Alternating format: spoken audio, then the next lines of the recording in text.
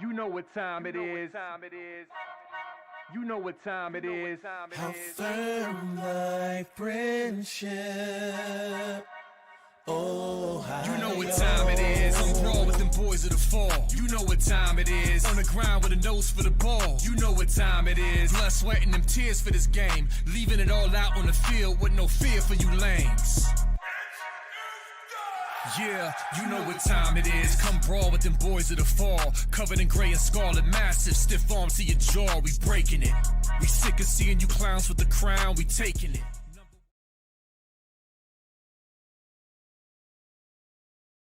What up, Buckeye Nation? Welcome to the Buckeye Boys, where we talk about college football with real fans. I'm Devin. That's Mello. And boy, we got a show for you. Now, I know we are going against something that we probably shouldn't be. That's the Cavs game right now, which it might be on my TV in front of me. I don't know. I'm not going to either confirm or deny that. But still, man, we got some information, a lot of recruiting insight for you tonight, some other insight about the guys going out to California doing some training, and some other good insight about the Ohio State football program. But first, Mello, how you doing tonight, man? Man, I'm great. I'm excited to be here. I can't wait to get to talking about what we're going to talk. We have a banger of a show for you guys. Shout out to everyone in the chat and everyone supporting the channel, supporting Buckeye Boys and Scoop. Scoop had it first, by the way. Just wanted to get that out there. Yeah, for sure. Shout out Ryan Day's Championship Beard. I think he puts this every time I say it. He always types it in here. When I started a YouTube show, that's something I went back and forth on. Like, hey, man, I want like a saying at the beginning. And Mello will tell you, dude, we went back and forth on finding one. I don't know what it is, man. But when I watch shows, some of them have sayings that they always say at the beginning or something. And when you hear it repetitively, like I start to like it. So, I like saying it. Now, I don't know if you guys like hearing it or not, but you're going to hear it forever and ever and ever, because we're always going to say it, man. Shout out Ryan Day's Championship Beard. But man, a lot of good things going on in the Buckeye atmosphere. It's what we always talk about, man. But tonight we're going to hit some recruiting things. Chat, we appreciate you guys being here. Don't forget to hit that like button, man. Hit that subscribe button if you haven't already as well. Take this time, man. Go share this feed on your X, your Instagram, your Facebook. And for those of you that are a little bit confused, man, me and Mello, we're the Buckeye Boys. We're now over here on the Buckeye Scoop channel as well. We still have our channel, which we are also streaming on right now. This is not a normal thing. On Mondays and Thursdays, we only stream on the Buckeye Scoop channel. But today, kind of filling in a little bit for Kirk in Nevada. So we decided to share on both of our channels. So if you like what you hear from us today, go over and check us out. Buckeye Boys with a Z, because we thugs. Not really, but it's just with the Z because we thought that'd be cooler. But let's dive right into this thing, man. Recruiting. What the Buckeyes are doing right now on the recruiting trail has a dynastic feel to it. And honestly, we've always done well. We've always, had top 5 classes under Ryan Day, but there's just something about this year that feels a little bit different to me. It's a big time different coaching staff. Coaches have different positions and things like that. And we just won a national title. So you're expected to have some momentum there from that. But not only that, but, just Ohio State with the culture, the academics, the football, the fan base, everything about it, the city of Columbus. It's just an attractive place for recruits to come. So I want to start off, man. Sincere Johnson, across some of the websites and stuff, he's the number one recruit in Ohio on some of them, between him and like Elbert Hill or whatever. Big time player, number 3 linebacker. On a lot of recruiting sites. He gave us top 3 today. It's between Alabama, Ohio State, and Penn State. In an interview, he said that these are 3 of his dream schools. He dreamed for playing for all 3 of these schools when he was growing up.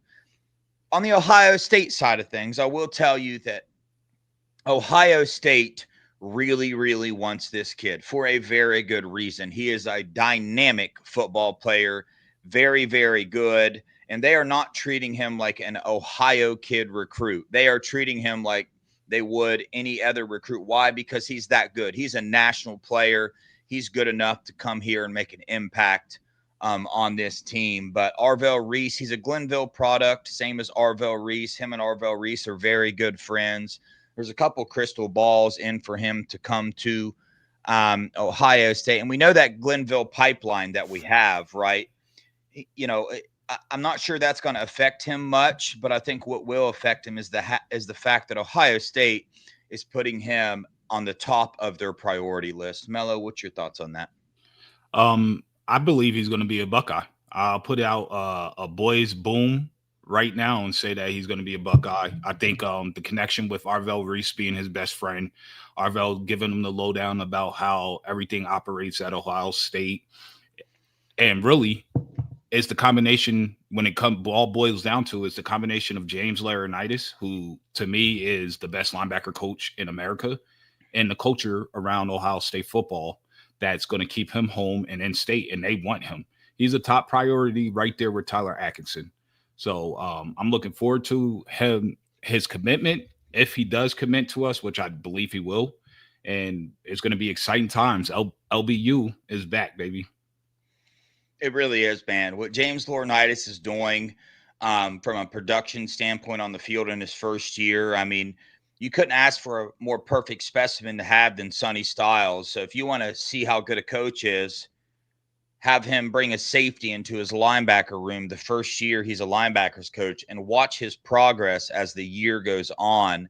I mean, that's a reflection of Sonny Styles as a football player and also James Laurinaitis as a linebacker coach. And then you look off the field at the recruiting. I mean, Riley Pettijohn, Tarvos Alford, two of his top targets in the class. He did not miss on anybody. And then gets Eli Lee, too, an Ohio product. Different time of linebacker, but a good player in his own right. And just think about this class, Dev. You could end up with CJ Sauna, Sincere Johnson, and Tyler Atkinson. That might be the best linebacker class probably in history of college football. I mean, yeah. So we'll switch over to Tyler Atkinson. I was going to go somewhere else, but we'll hit up Tyler Atkinson right now, man. He on an interview today that he had with someone, he said that Ohio State was his number one school as of right now. And when asked why, he said, just because they are, was his answer to that.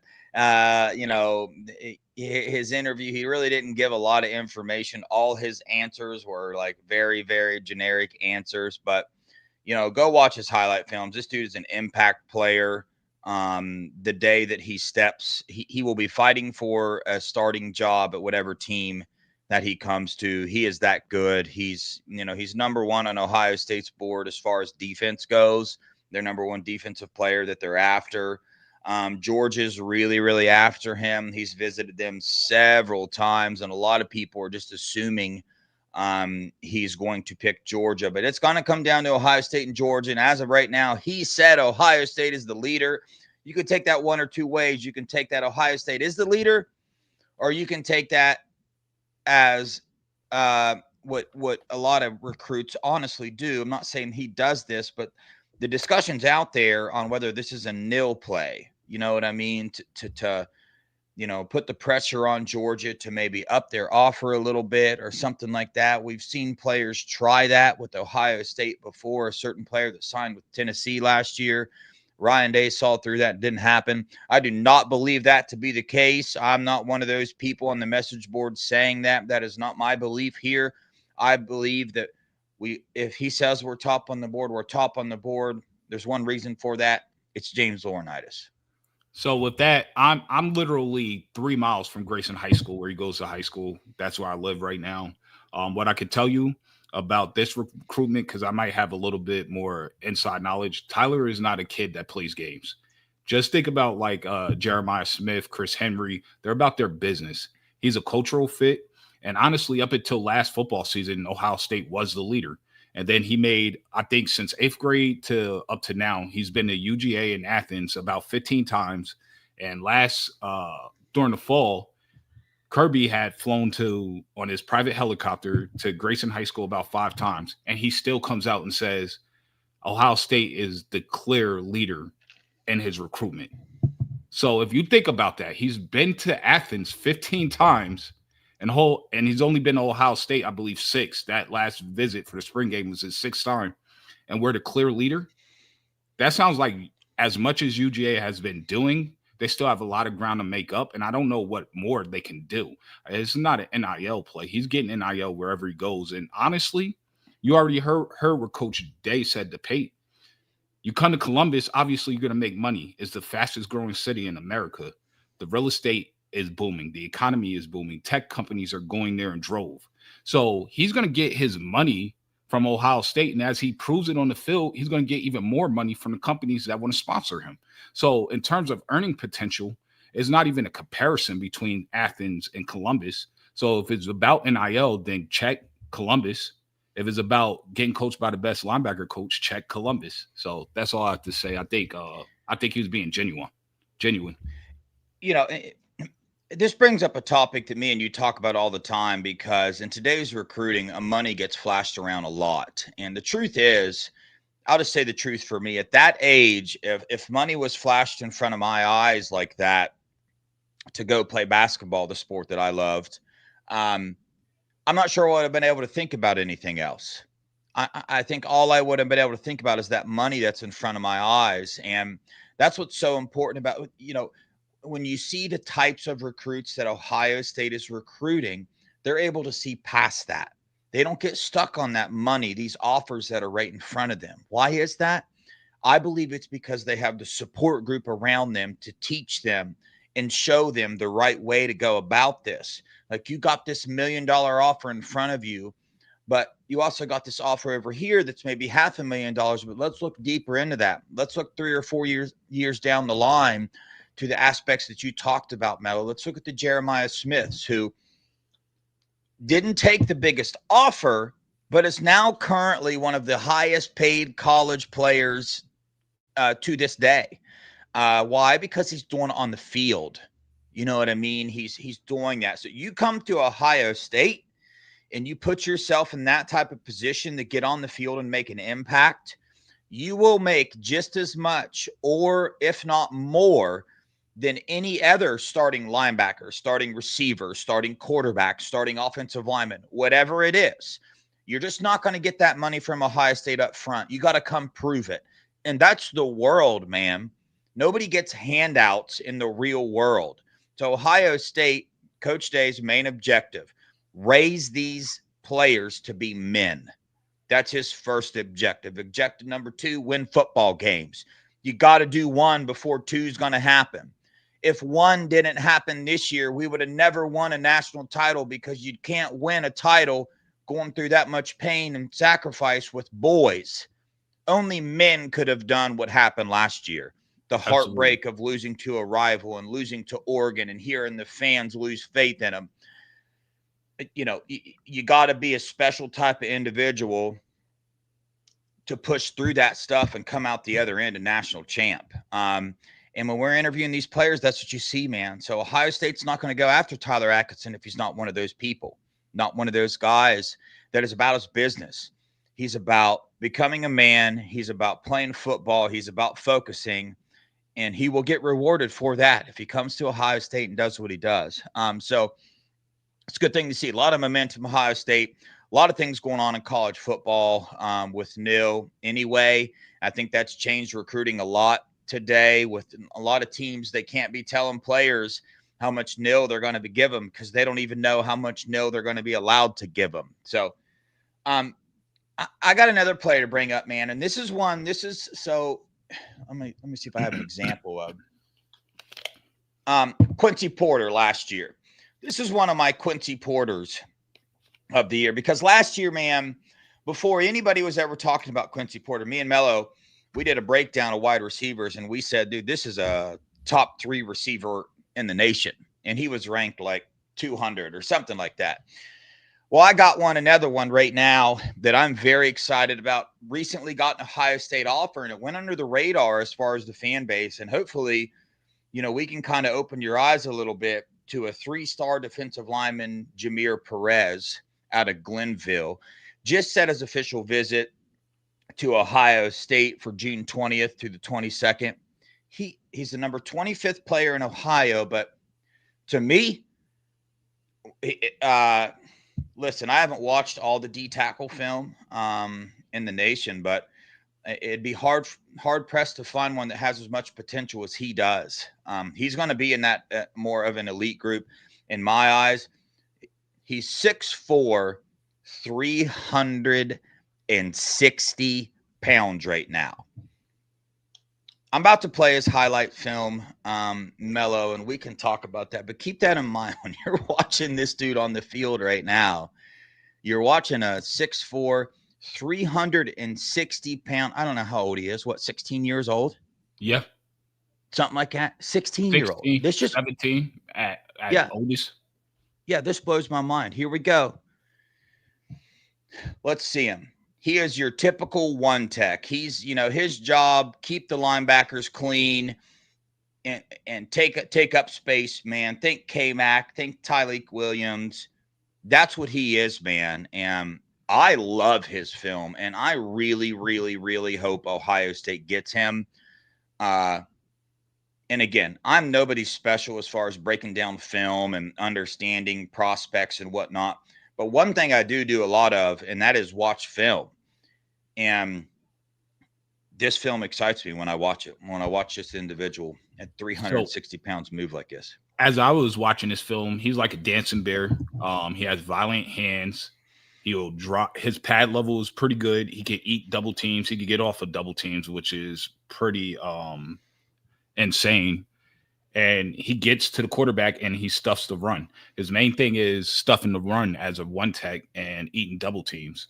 And as I watch his film, all I think about is the potential defensive line class that we could have with him as the one tech. You have Deuce Geralds as the 3 tech, who in my opinion is the best defensive tackle in the country. And then you have PJ Dean as a defensive end and Aiden Harrison as another defensive end. That is an insane haul for a defensive line class, and it's all possible and probable at this point. If I had to say and give my opinion, I think we definitely get 3. We'll see about that Aiden Harris and what's going on with him, but I think we could lock that up as well. So this is going to be a special class, and I know everybody wants to give LJ hate about his recruiting and the lack of numbers, kind of something similar with Fry when he was here on the O-line. But he is the GOAT, and he does develop, and kids know that. Yeah, for sure. That's something I wanted to bring up as well is, LJ and his recruiting. But first, me and Mello don't disagree much, but I will just disagree with you on one thing. And it's because of something I read here recently and several other things. I think you said Aiden Harris, right? The Harris brothers, they come in a package, those two. Yep. I think Ohio State has cooled on them. At least that's the information that I have. I could be wrong there. I know that once upon a time, people were putting crystal balls in for Ohio State. So who knows? We haven't spoke to them, so who knows? But just wanted to throw that thought out there as well. But, well, then, okay, how about this? We'll take out Aiden Harris and throw in Luke Waffle. Yeah, that's what I'm about to get to right now. And it's this. It's that you see all this recruiting momentum, right? You see the offensive line recruiting get fixed. We know that Ryan Day, when he sees an issue on a team, he fixes it, right?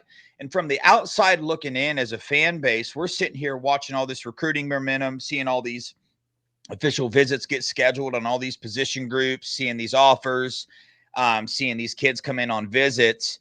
And all of a sudden, the fan base starts freaking out about defensive line recruiting. Why? Because you got the class of, 23 and 24, where the numbers weren't quite right. And then Larry Johnson last year, I think, brought in a very good, I gave him an 8 out of 10 on his class. A lot of people aren't too thrilled with what he brought in last year, but he brought in the numbers and he brought in some potential difference makers this year. Zion Grady and Jarquez Carter can help the team this year. If not this year, definitely next year. That's a win in my book. But My point is that I'm not going to believe that if we are lacking in something as far as defensive line recruiting, that Ryan Day is going to let it go. Everything that he does and says points to the opposite. That if for some reason defensive line recruiting is not living up to Ohio State standards, Ryan Day will fix it. He will make something happen. And I think he made that happen this year. I think he brought in some new coaches. You see what he did with the coaching staff. And I think what's going on is, sometimes the media and message boards can kind of form an idea about different coaches. And Larry Johnson is, number one on the Beats board to get out of here. I don't know how else to put it, man. Every single year it's his age. I'm sure he's not going to come back this year. It's something. Where does it come from? Thin air. They just pull this crap out and they start talking about it. So I don't know what the agenda is. But my point is that me and Mel have been doing some research because we're going to do a defensive line recruiting video here soon. And it's looking a lot brighter than what I even realized until I dove in, started asking some sources around me, some sources really close to the team about defensive line recruiting right now and what the momentum is. And they are A-okay with what is going on right now in defensive line recruiting. They think they're in on a lot of recruits. There's a lot that we're in on that nobody has any idea. And that goes on every position group. I'm about to bring up another offensive lineman right now that I have never spoke his name, but we made his top 5 today. And after calling a source and asking about it, he could very well be a Buckeye. So fans and even insiders don't know everything that goes on inside that program. So let's wait and see, right? Wait and see what Larry Johnson does this year. But I'm just here to tell you that when Ryan Day sees something that's not living up to Ohio State standards, he corrects it. And I don't think there's anything to worry about, So to stay on the recruiting and specifically defensive line recruiting, Tyson Bacon, a former Tennessee D-line commit, 6'3", 263, scheduled an official visit to Ohio State. He's the number 34 defensive line in the nation, number 297 nationally. And there's a lot more out there. A brand new offer just went out for a defensive lineman, Emmanuel Ruffin, Alabama, 6'4", 290. He's like number 450 nationally. So offers are going out. Effort is being put in, and we will soon have a list for you about all the defensive linemen that have official visits scheduled. And you're going to be surprised, I promise, about how many 4- and 5-star DNs are taking official visits and how many big-time D tackles are taking official visits. So we will wait and see for that. Mello, you got anything to add to that before I go talk about this new No, we could save the defensive line for when we do the show. I don't want to give away too much. Got to have them have a reason to come back because we do talk to recruits, believe it or not, and they tell us a lot. They really do. We will never tell you their names, but they've told us, like, some recruits that we told you on yesterday, some recruits that had Michigan in their top 5, they told us they weren't going there because of the scandal and the possible punishment that's about to come down. They didn't want to be a part of that. So, like, we won't give you names, but that's a fact. That happened. We have kids that ask us to stay on and stay on after so they could tell us how much they love Ohio State, but they're not going to say that live. Why? Because it also hurts their brand. It brings down their negotiating power. Ohio State's in on a lot of players that you guys really might not know. We could easily end up with the number 1 class in the country. Yeah, for sure. A quick side note, man. I see people in the chat like, yo, where's Kirk in Nevada? What's their schedule? No disrespect. Listen, this is a rare occurrence. We are filling in for Kirk in Nevada tonight. They couldn't make it for various reasons.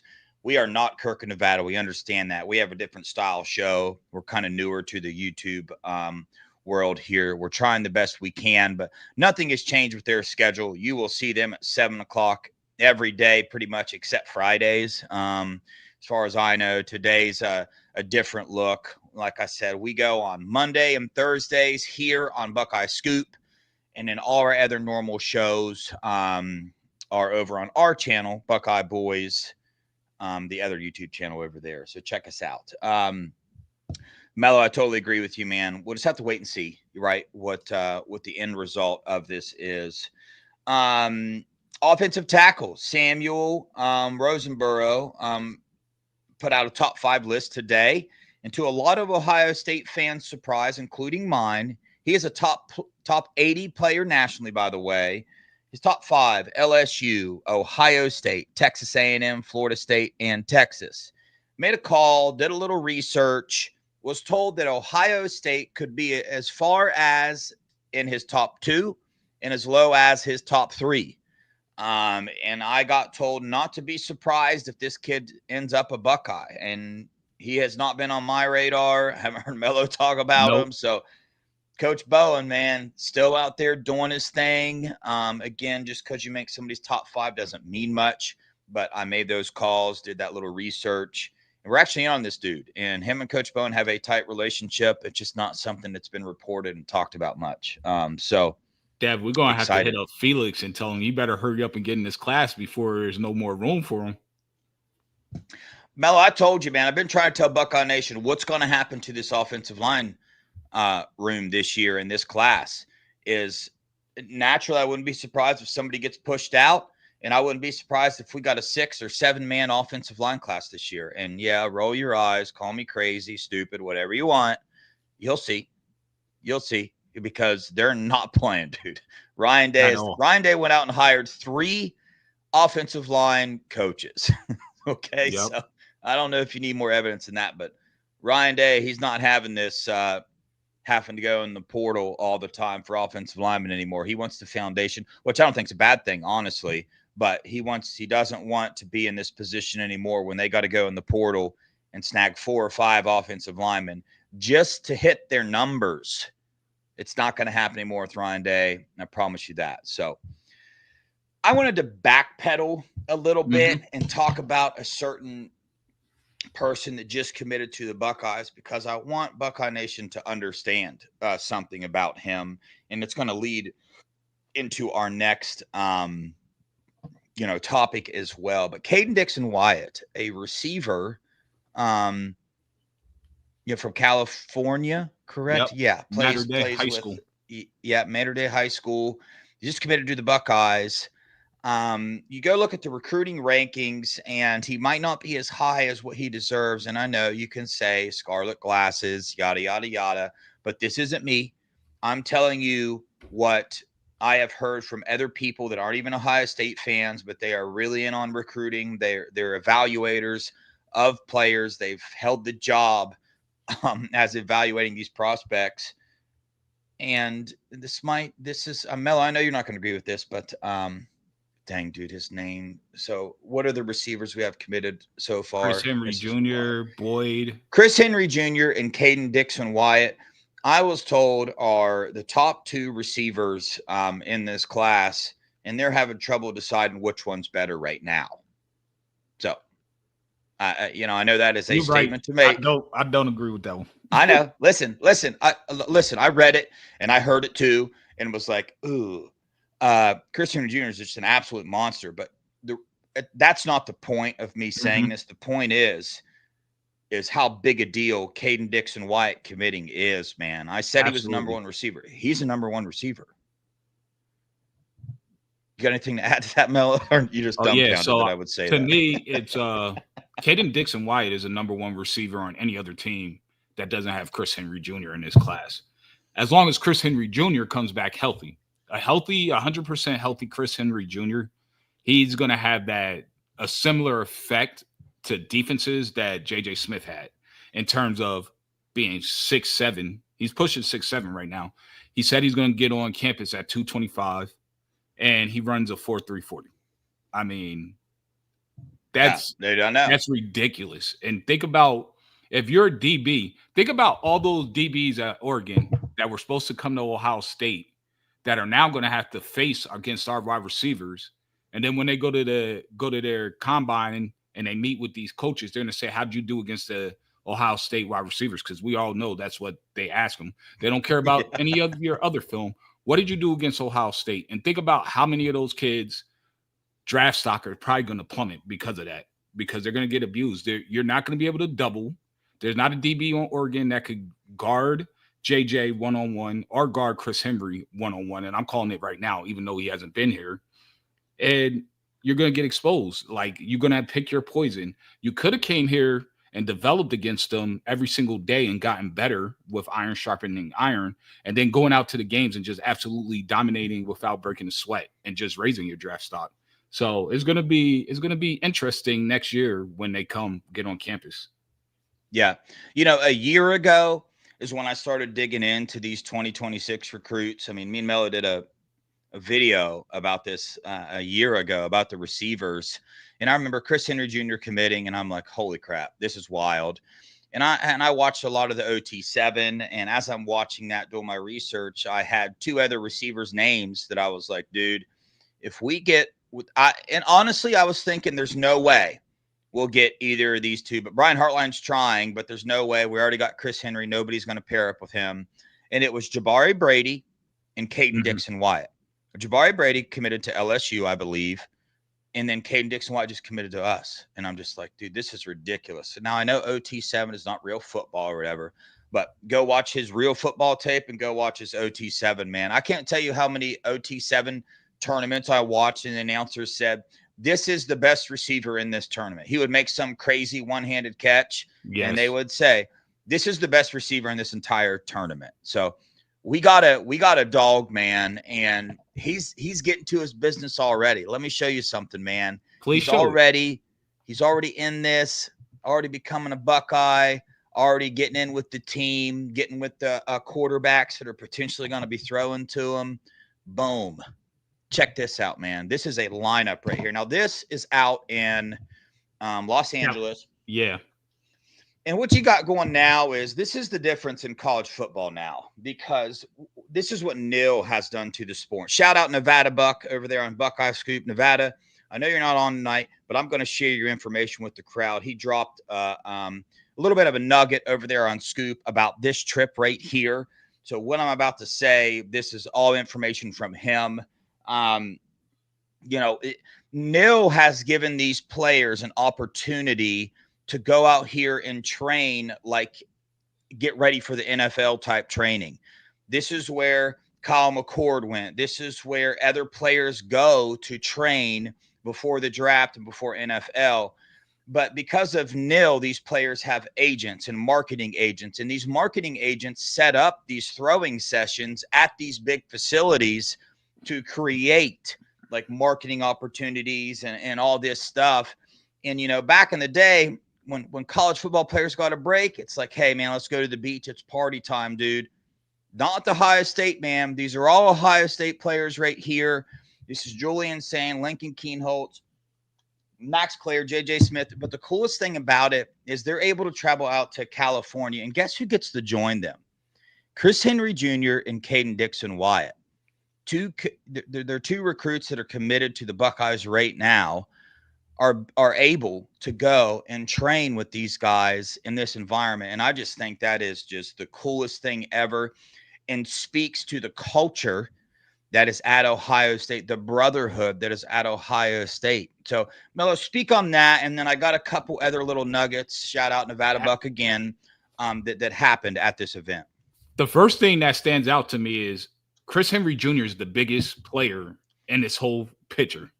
Max Clare is about 6'4". JJ is almost 6'4", and he makes them look tiny. Now, imagine this lineup.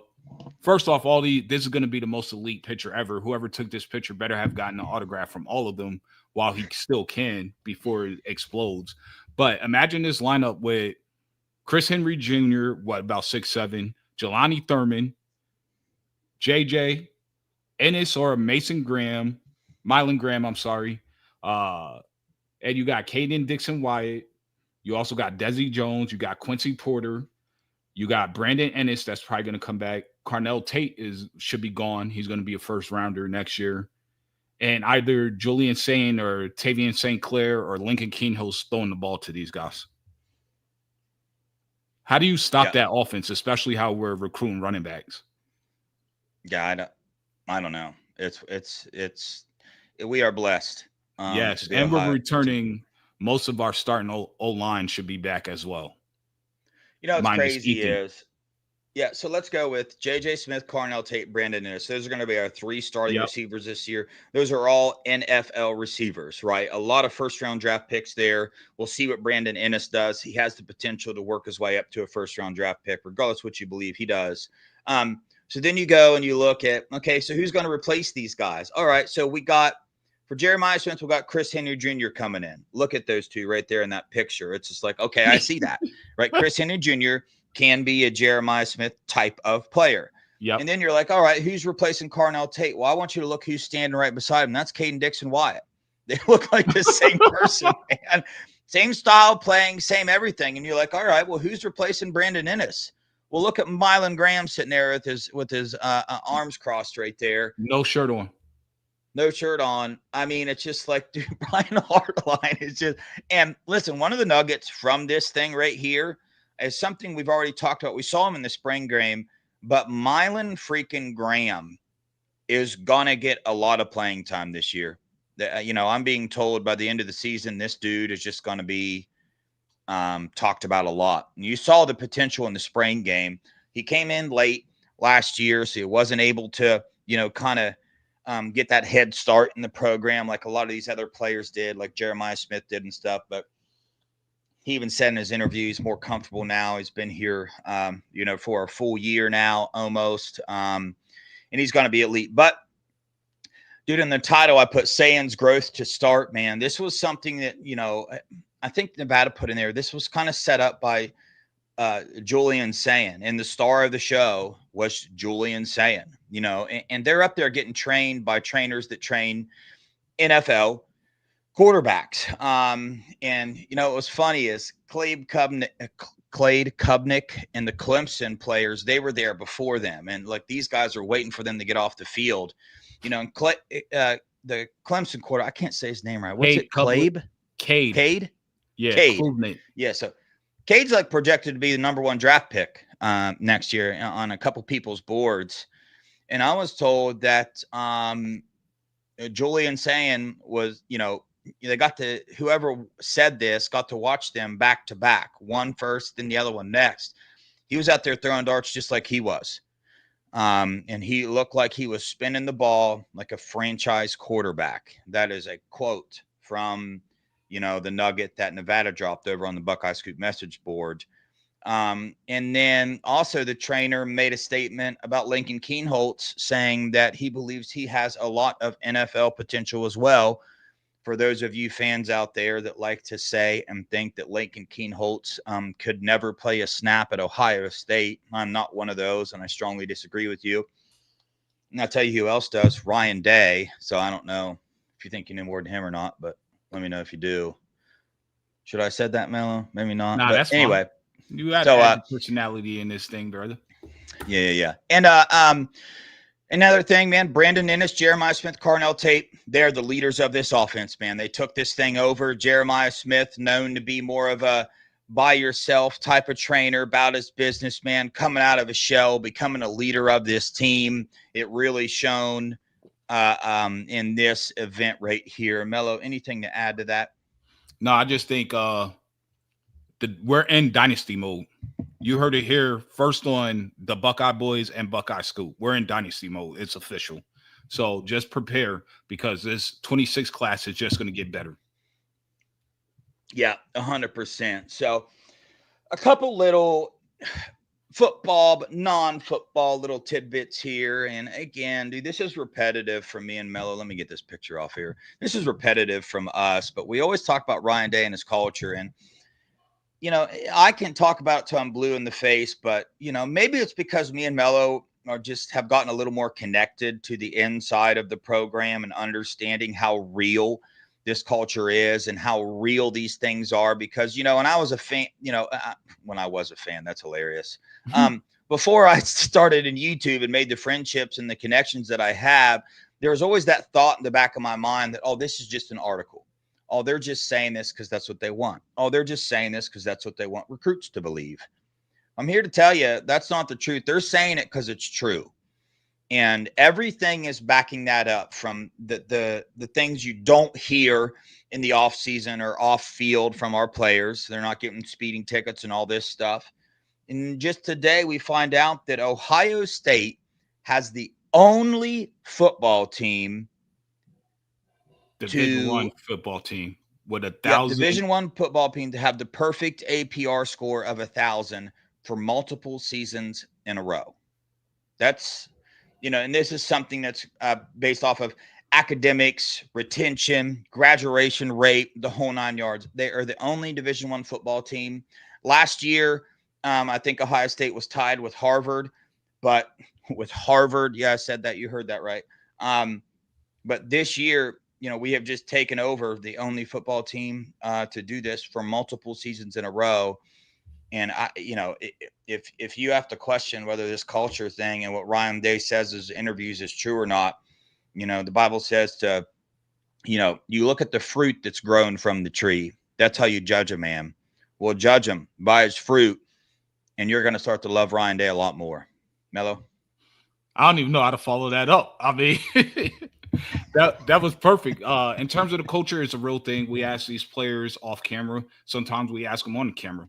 When you step into the Woody, because you hear this terminology, the brotherhood, is that real? Like, can you feel the aura coming off this team and this program? And every single one to a T, every single player has said absolutely. As soon as you walk in, you feel it. It's different. This is their words, not ours. It's different there. Their practices are different. The O-line love that there's 3 O-line coaches, all who have recruited them at various times and stages. They love it. They love that the teaching is the same from all these coaches. They love the linebacker coaches. The linebacker players love Sonny Styles and Arvell Reese. They love how Riley Pettijohn is playing and TJ Alford. They love James Laurinaitis. They love Matt Patricia. This is a thing that they don't talk about.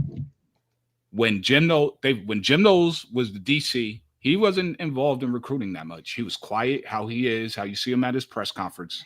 He wasn't engaged. So as a recruit, a 16, 17-year-old, 15-year-old kid, and you want to go somewhere that feels like home and family, right? If you're a defender and you go here and you're the DC, the head coach of the defense, doesn't even really talk to you like that. But then you go to Matt Patricia, and it's the opposite. Matt Patricia's engaged. He has deep plans for all these kids. He's showing them how he's going to get them prepared to not only go to the NFL, but to thrive, whatever position it is, because he just wears all those Super Bowl rings, and he's a genius, literally. So at the end of the day, the kids love him. They love the aura. They love the culture. They love the face-based nature of all these kids. They love that they had the revival on campus. People said, I know you could attest to this, Devin, because we talked about it. People said that them showing their faith made them soft. And all these kids, the recruits said, no, that's wrong. Showing your faith and playing through your faith made them hard. And that's exactly why they could bounce back from that October 12th loss and that November 30th loss to go on the greatest run in college football history to win a national championship. They won all their games by double digits. They really wasn't close. The only reason the Texas game was close is because we had self-inflicted wounds and we still won by double digits.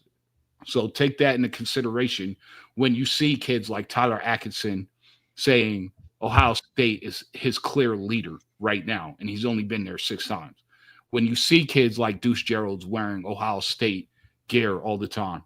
When you see Felix Ojo wanting to come back all the time and putting Ohio State in his top 2. So the proof is in the pudding. And like Dev said, watch the fruit. Yeah. You just brought a thought up into my mind. I think we've said this before, but as far as Deuce Gerald's goes, Mello's always told me, he's right around the area. He's always told me that high school was really pro OSU. And, when he took his scum visit, everybody was giving him his heck. Well, found out some information that their athletic director of that high school graduated from Ohio State, and Deuce Gerald's trainer at that high school also graduated from Ohio State. Man. The principal graduated. The principal? Well. Okay. Yep. Oh, yeah. Gotcha. Yeah. So he's surrounded by everybody every day. If he's not wearing a Buckeye shirt, he said he gets a lot of crap, man. So again, man, I love winning, right? As a fan watching football, I love Ohio State more because they win so much, right? But there's a part of me that will always, love the Block O, love Ohio State for more than just that. And it's the behind the scenes type of stuff of how Ohio State can affect young people's lives in a positive manner. That's a way bigger deal than winning a football game on the field. And I get it, man. As an obsessed Ohio State fan that is absolutely obsessed with watching them play football, the truth is that the thing that's more important is what Ryan Day talks about, and that's raising and teaching these gentlemen that join this program to become men, to be a better father one day, to be a better husband one day, to become leaders in a broken world, man. And you see that happen, man, with the faith that they have and the baptisms on campus and whatnot, and it's sad to see. I mean, even some fans saying, well, I don't want them to have the faith that makes them soft. Not only fans, but a couple shows and other people that report on it made the same type of, accusations. And, they don't let that get to them, man, because their faith is strong and because they've been surrounded by a culture that teaches them how to handle that type of stuff. And no wonder you see these Buckeyes succeed in the NFL, because the NFL, that's where the rubber meets the road. But you're on your own. You're a man. You know what I mean? It's a business. It is business, man. We had Vernell Brown Jr. on Pop's Pod the other day, and he said that is the difference between a, what do they call it? An agent that represents NFL versus high school. We said not all agents should be agents for college players, because agents are used to making business deals. When it comes to nil deals in college, it's not just business, right? These are young men, and everybody's going to use the excuse where they're getting paid now. That's irrelevant, man. It's about the point in time in their life. They're young men, right? Take yourself back to that age and be honest with yourself. Were you a man when you were, 15, 16, 17 years old? Could you make all the right decisions in your life and handle things correctly? No, you had to have mentors in your life to lead by example and teach you the right things to do. And that's what Ryan Day's number one motive is. And it's not just a saying, man, it's real. Like I said, the more that we dive into this thing, the more proof that we find that everything they say is true. But I wanted to get that positive stuff out of the way before we go to a little more. This is our last topic of the show, a little more of I don't really like talking about this. Maybe it's not something so fun to talk about. I'm sure all Ohio State fans have read it and seen it today. The Jim Knowles interview, right? Over on ESPN. He talked about a lot of the details. And Mello, I will let you start off on this and I'll come in second. So Jim Knowles is upset that we didn't offer him a new contract in the middle of the playoffs. Just think about that. Think about October 12th, what happened. We could connect the dots. I don't care what anybody says. There was an issue between Jim Knowles and the rest of the staff, and even some of the players didn't feel tremendous about him. October 12th, the defense was absolutely unprepared for that game. Oregon was not in the same stratosphere as it was proven in the Rose Bowl as Ohio State. They were unprepared. They were doing too much. They put too much in. The players were confused. They couldn't play fast and free. So here comes Coach Day. Goes in the defensive room. The man's changes. Steps on certain people's toes, I guess, if that's what you want to say, but that's his job. He's the CEO of this franchise, of this organization. Wherever this ship goes is going to be because Coach Day steered it there. So he demanded changes. It hurt some feelings. We change it because he demanded it. The defense ends up being the best defense in college football. We saw what happened in the Team Up North game. Will was not 100%, so we'll leave it at that and move on. They changed the offense with Simmons getting hurt, with the Remington Award winner Seth getting hurt, and we made it happen.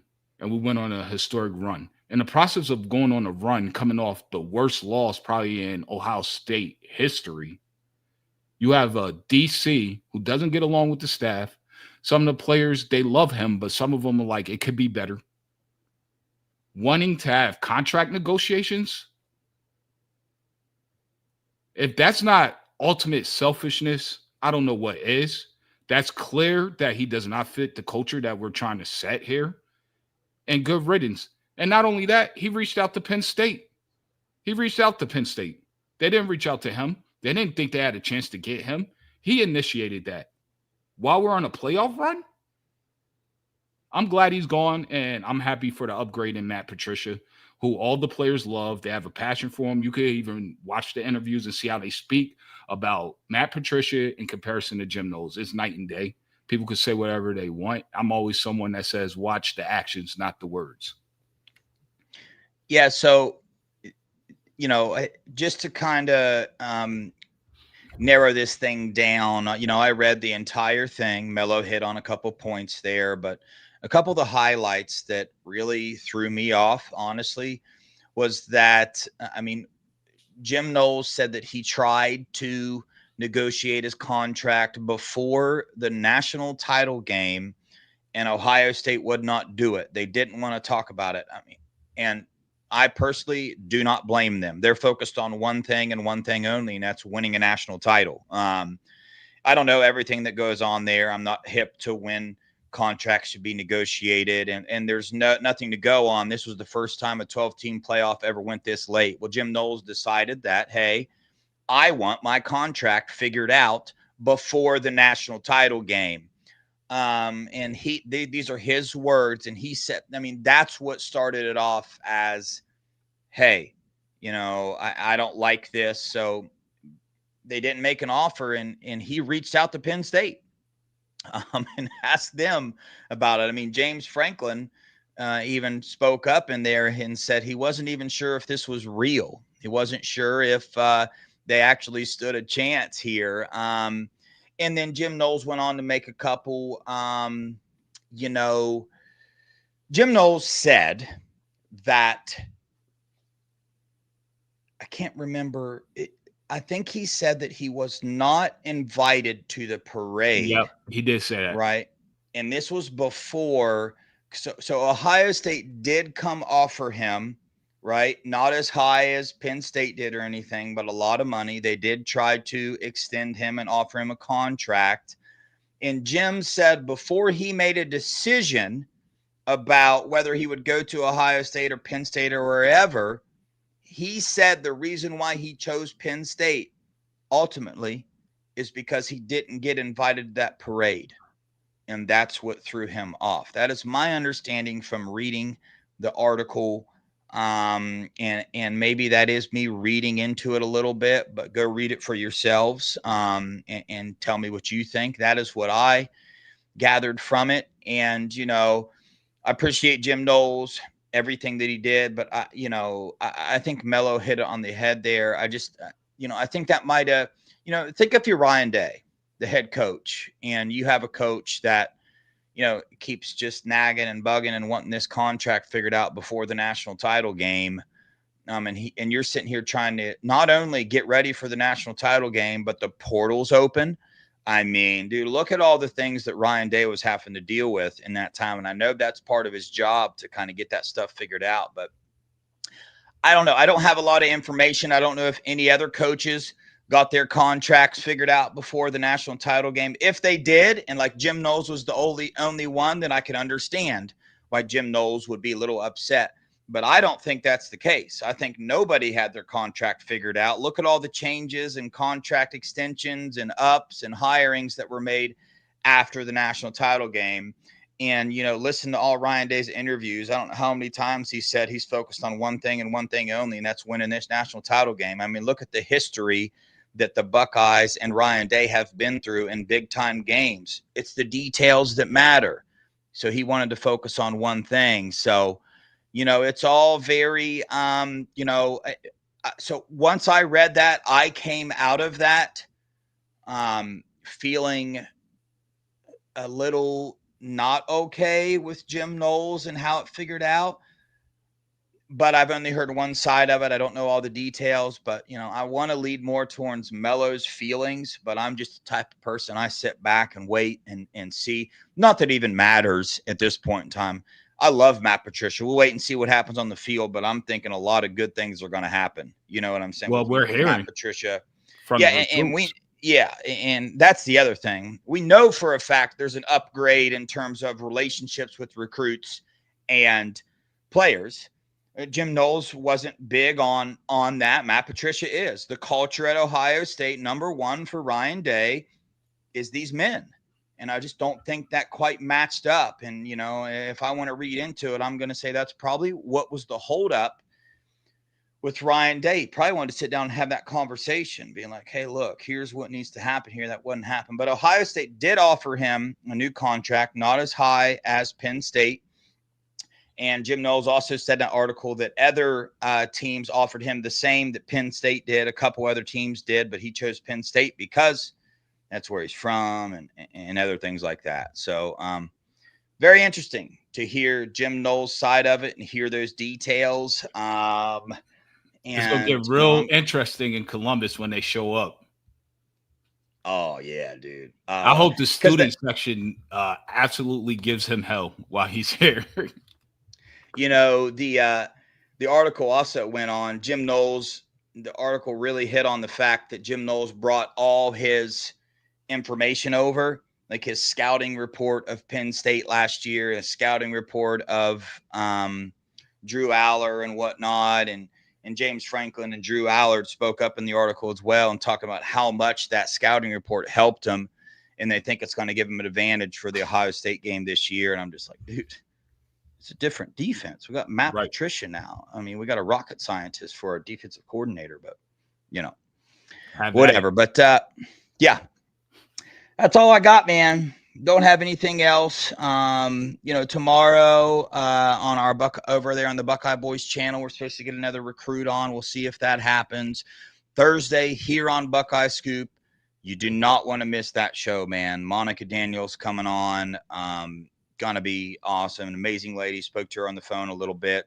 She's excited to come on, talk to us about recruiting and her experience with Ohio State, and maybe speak on the culture thing a little bit. And you can hear some inside wisdom and knowledge and experience, and not just from us from the outside talking about it. So Mello, any closing thoughts or statements? Oh yeah, don't forget Pop's Pod. They come on the Buckeye Boys channel on Fridays at 8 p.m. That is Duke Pettijohn, Riley Pettijohn's father, and Daniel Sanchez, Devin Sanchez's father. They host a show to try to help families that are going through the recruiting process and to not fall for the pitfalls of recruiting and get tricked out of long-term development and long-term money for the short-term money and short-sightedness.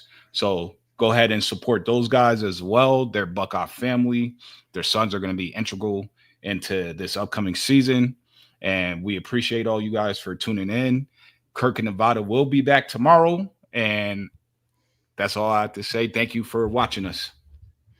Yeah, but we got Jabir Perez, the defensive tackle we just talked about. He'll be coming on next week. Felix Ojo's coming back on. Epi Citinelli is going to be coming back on. So got a lot of good things. We didn't even talk about him in terms of the impact players for this upcoming season possible. I know. Well, luckily we'll be on again sometime in the future. We can definitely talk about him, but he's about to be in Columbus. I'm about to graduate, come down and join the team. So it's exciting. But on that note, chat, we appreciate you guys. Hit that like button, man. Be sure if you're watching us on Scoop, go over and check our channel out. Don't want you to subscribe. Just to subscribe. Check out our videos. If you like our content, we're more of a recruiting based show. We're big on interviewing the families and the recruits. Just a laid back couple fans, man. Got a couple sources just from being in this thing for a minute. So we're very passionate, uplifting, faith-based channel, man. So go check us out. If you like us, hit that subscribe button and share this feed anywhere that you can. We appreciate you guys. We love you guys. Go Buckeyes. OH. IO.